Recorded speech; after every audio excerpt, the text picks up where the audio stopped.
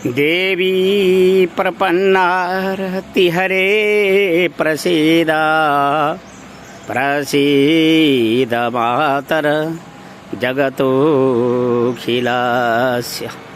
प्रसीद विश्वेश्वरि पाहि विश अवेश्वरि देवी चराचरस्य। हामी गोर्खा राज्य नेपालको हितका निमित्त यी आवाजहरू उठाइरहेका छौँ र हामीले हाम्रो वैदिक सनातन धर्म संस्कृति संस्कारहरू जहाँ वीर र कविहरूलाई सम्मान दिने गरिन्थ्यो र हामीले हाम्रा वैदिक शास्त्रहरू सम्मत ती ब्राह्मणहरूलाई ब्राह्मण देवता भनेर सम्मान दिने जुन परम्पराहरू थिए ती परम्पराहरूलाई आज एकाएक बहुदलीय राजनीतिले हाम्रो राष्ट्रिय गौरवको वैदिक सनातन धर्मलाई नै दुधमा परेको माखु समान मिल्काइएकाले हामीले 2078 साल जुन वैदिक विज्ञानको अनुसन्धान गर्दै गइरहेका थियौँ त्यो अब यस माघे सङ्क्रान्तिपछि अब हामीले वैदिक विज्ञान र त्यो हाम्रो वेद कति समर्थ थियो ती सूर्याग्नि देवता आज पनि हाम्रा अगाडि प्रत्यक्ष छन्। ती विश्व मानव जातिलाई सिर्जना गर्ने देवी आमाहरू जुन विश्व मानव जातिकै आदि शक्ति पनि हुन् र आदि गुरुहरू पनि हुन्। हामीले उनीहरूलाई कुन प्रकारले सम्मान गर्ने भन्ने विषयमा अन्योलमा गइरहेका छौँ। हामीले ती हाम्रा वर्णाश्रम धर्महरू हामीले ती ब्राह्मणमा रहने ब्राह्मणत्व संरक्षणका विषयहरूलाई निकै राम्ररी अनुसन्धान गरिएका कारणले नै अब हामी प्रयोग देख्न जाँदैछौँ। त्यसैले मैले सर्वप्रथम एउटा ऋषि कुमार आत्रेय परमहंस भिक्षुतीर्थ सम्बोधन गर्ने ती सूर्याग्नि नामका देवतालाई सर्वप्रथम हार्दिक प्रणाम गर्दछु।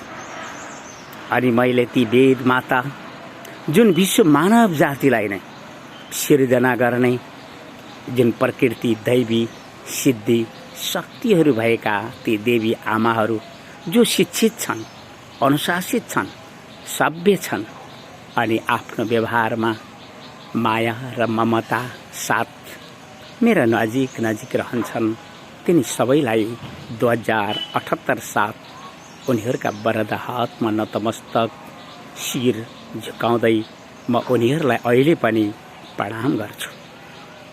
हामीले सूर्याग्नि देवताबाट अब उपदेश र शिक्षाहरूका निर्झरीहरू बगाउनेछौँ।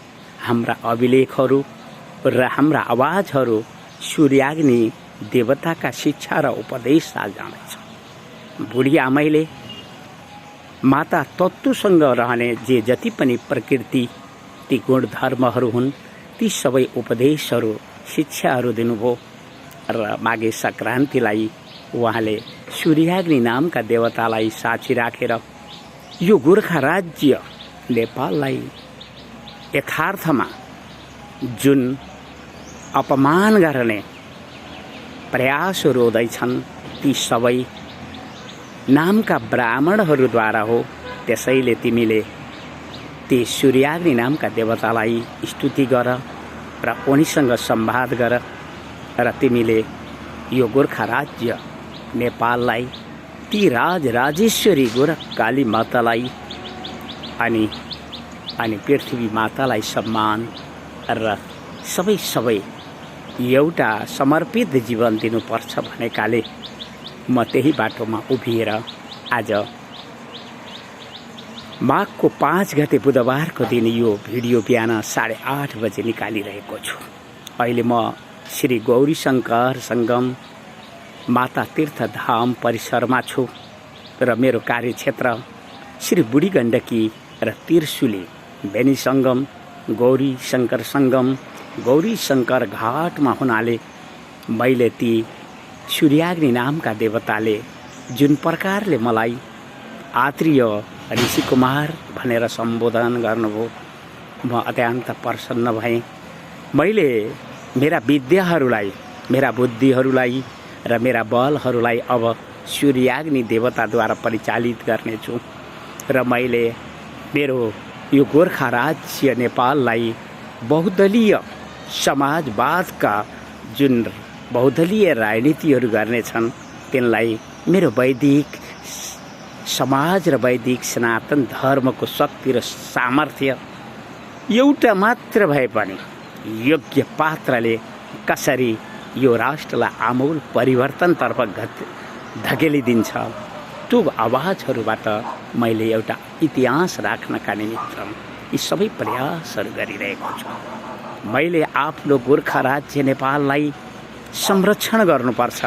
मैले मेरो गोर्खा राज्य नेपाललाई आफ्नो यस आत्रेय रक्त नस्ल वंश बलमा वैदिक विज्ञानको प्रयोगहरू, सूर्याग्नि नामका देवता, ती देवी माताहरू अनि जो विश्व मानव जातिले जुन मानवताको विचारहरूलाई उठाइरहेको छ तिनीहरूलाई पनि मैले समर्थन गर्नुपर्नेछ। हामीले जसलाई हाम्रो वर्णाश्रम धर्म अनुसार शूद्रहरू बनाएका थियौँ, ती शूद्रहरू वास्तवमा विश्व मानव जाति नै जन्मले पशु नै हो। यदि तपाईँलाई यो कुरा विश्वास लाग्दैन भने प्रसुति गृहमा ती प्रसवकालीन देवी आमाहरूलाई देख्ने गर्नुहोस्। त्यो नाल र नाभि अनि ती आमा र पृथ्वीको सम्बन्धलाई बुझ्ने गर्नुहोस्। अनि यस ऋषि कुमार आत्रेय परमहंस भिक्षु तीर्थसँग संवाद गर्न अगाडि बढ्नु आवश्यक मान्दैन। मैले मनुष्यहरूसँगको जुन सहयोग यो समाजले मलाई अनमोल दिएको छ र त्यस अनमोल दिनेहरूले पनि यो सावधान राखुन् कि देवालय र तीर्थहरू मैले अग्नि साक्षी राखेर जुन सङ्कल्पहरू गरिरहेको छु र मैले ती दुष्ट मूर्ख र घमण्डीहरूलाई सूर्याग्नि नाम गरेका देवतालाई साक्षी राखेर श्रापको विधि पनि बनाएको छु। किनकि मैले सङ्कल्प गरेको यस तीर्थलाई एउटा यो राष्ट्रको राष्ट्रिय शक्तिपीठको रूपमा इतिहास कोर्नुपर्ने छ। मलाई कुनै ढुङ्गाहरूमा कोरिएका नामहरू आवश्यक छैन। मलाई ती कागजमा कोरिएका इतिहासहरू आवश्यक छैन। मलाई त इतिहास जनश्रुति बोलोस् कि कुनै काली गण्डकीको किनार घुम्ने त्यो आत्रेय ब्राह्मण, त्यो आत्रेय परमहंस भिक्षु तीर्थ यो बुढी गण्डकी र त्रिशुलीको बेनी सङ्गमलाई सम्मान दिन आएको थियो र उसले निकै परिश्रम पनि गर्यो। आफूलाई जीवन जिउन निर्वाह योग्य धन भए पनि उसले विशाल हृदय साथ माता तत्त्वलाई सम्मान दिनका निमित्त माता तीर्थधाम सङ्कल्प गर्यो र यस जनसमाजले जुन प्रकारले सहयोगहरू गरे, तर त्यहाँ जुन प्रकारले गर्नुपर्ने विचार र अगाडि जाने वातावरणहरू थिए, त्यहाँ दैव इच्छा भन्नुपर्छ कि यस आत्रेय भिक्षु तीर्थले वैदिक विज्ञान 2078 साल के बोध गर्यो भने यो राष्ट्रलाई, हाम्रो वैदिक समाजलाई आघात चोट पुर्याउने वास्तवमा नाम मात्रका ब्राह्मण हुन्, जसले सूर्योदय कालमा गायत्री मन्त्रहरू पनि जप्दैनन्, जसका घरमा वेदका ध्वनिहरू पनि छैनन् र जसका घरमा ब्राह्मणले गर्नुपर्ने सड्कर्महरू पनि छैनन्। ती सबै वैदिक समाजका निमित्त अत्यन्त बोझ हुन् र यो पृथ्वी र यो हाम्रो वैदिक सनातन धर्मले तिनलाई भारको रूपमा देखिरहेको छ। रावण पनि पुलस्त्य ऋषिको नाति थियो, ब्राह्मण नै थियो, तर कर्मले गर्दा इतिहास रामायण कसरी बोलिरहेको छ, ती कुरुवंशीहरू दुर्योधनादिहरू कसरी नष्ट भएर गए महाभारतमा हामीले एक एक केलाइरहेका छौँ र हामीले गोर्खा राज्य नेपालको जो ऐतिहासिक विषयवस्तुहरू छन् त्यसलाई आजको बहुदलीय समाजवाद र बहुदलीय राजनीतिले यदि दुधमा परेको माखु समान मिल्काउँछ भने यस ऋषिकुमार आत्रेय परमहंस भिक्षु तीर्थले आफूले ती सूर्याग्नि देवतालाई गुरु मानेर ती देवी माताहरूलाई आदि शक्ति र आदि गुरु मानेर आजको यस दिनसम्म आइपुगेको मैले यो भिडियो आवाजहरूमा सङ्केत गरिरहेको छु।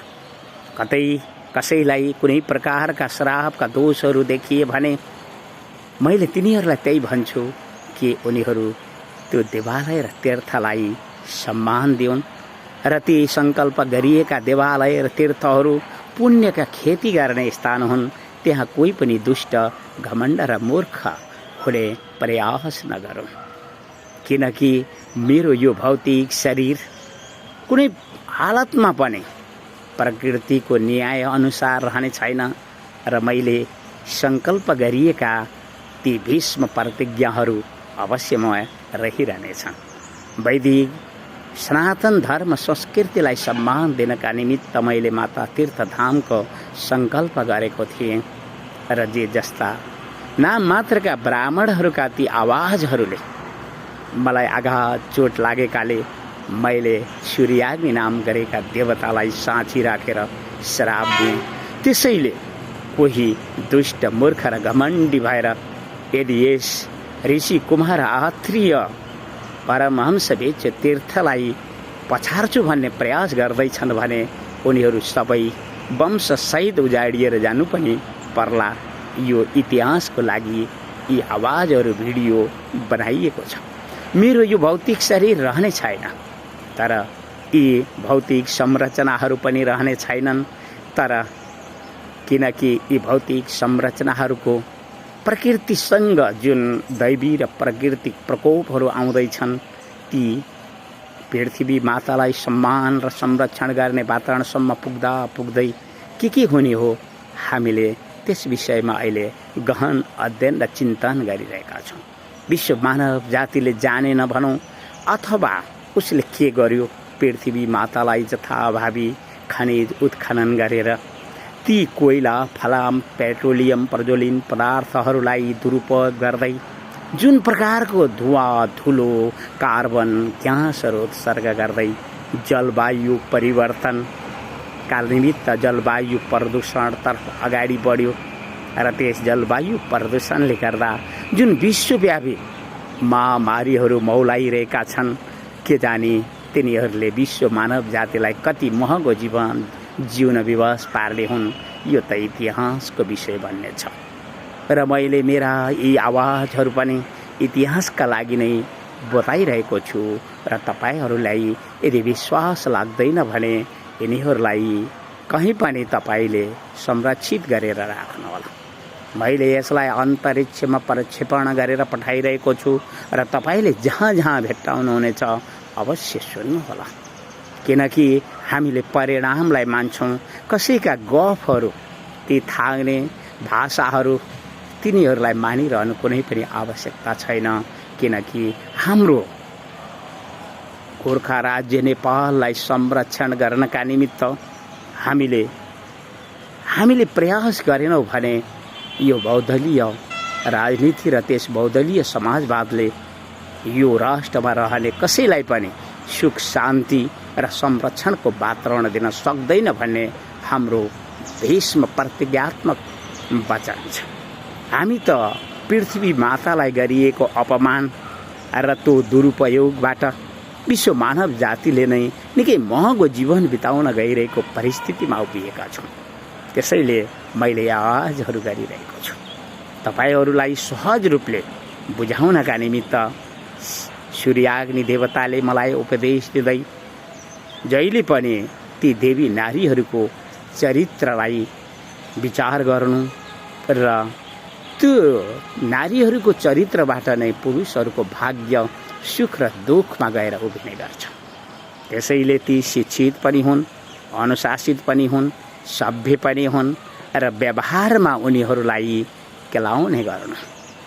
सबै कुरो हुँदाहुँदै पनि व्यवहारमा कयौँ देवी नारीहरू प्रकृति लाचार र विवश उनीहरू हाम्रा रामायण र महाभारतकालीन जुन हामीले ती नारीहरूका आचरण र चरित्रहरू देख्यौँ त्यस प्रकारका आज पनि रहिरहन्छन्। किनकि प्रकृति सदैव सनातन हुनाले, प्रकृति सनातन छ। शिक्षा र संस्कारद्वारा, शिक्षा र अनुशासनद्वारा विश्व मानव जाति पशुबाट ब्राह्मणत्वसम्म प्राप्त गर्न सक्छ भने शिक्षा र अनुशासन पाएन भने ओ जन्मले ब्राह्मण कोही पनि हुन सक्दैन, कर्मले हुने ब्राह्मण हुन सक्दैन, ऊ शूद्र नै हुन्छ भन्ने कुरालाई पनि मैले जोड आवाज साथ बुलन्द गर्न चाहन्छु।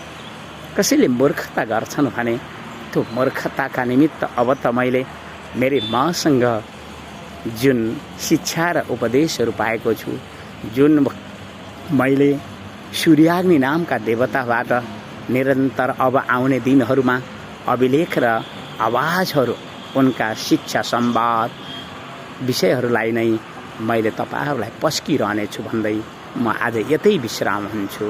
देवी प्रपन्नार तियरे प्रसिद्ध प्रसिद्ध मातर जगतो खिलास्य प्रसिद्ध विश्वेश्वरी पाई विषा तामेश्वरी देवी चराचरस्य। हस्त धन्यवाद।